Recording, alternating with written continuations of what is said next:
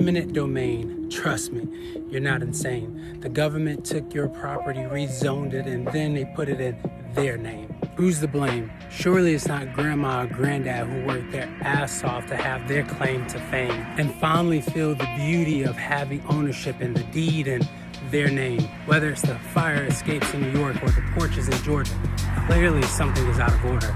See, you thought that the beachfront view in Cali was the hype, and you cheered loudly when the government put rental caps on landlords in Portland because you thought you were fighting the good fight. And even though majority of those real estate meetings didn't have people that looked like me in those rooms, rather people that were a bit more bright.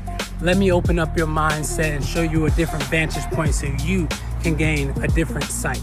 So while we sit here talking about gentrification, black versus white, but there are politicians that are capping rents. But how does that make sense? Knowing that if it's not possible for landlords to renovate, then they'll put their hands in their face as they're forced to face and deal with their fate, a failure of their American dream. Because with their own property, they can't afford to renovate and clean. And hear me out, because the government, they're crafty.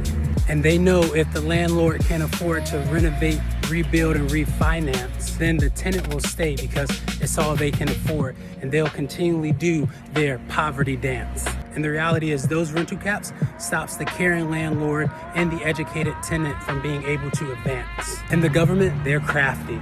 And they'll call it fair market value. But how is it fair if you're controlling the value? And the whole time, the government was sitting back waiting for the property value to go down so they can get a discount and sneak their way inside of your city and town. And then they'll rezone everything and they'll put it in their name. They'll slide you a paper and maybe even give you a check and say, this is what your property is worth to us due to eminent domain. Damn shame.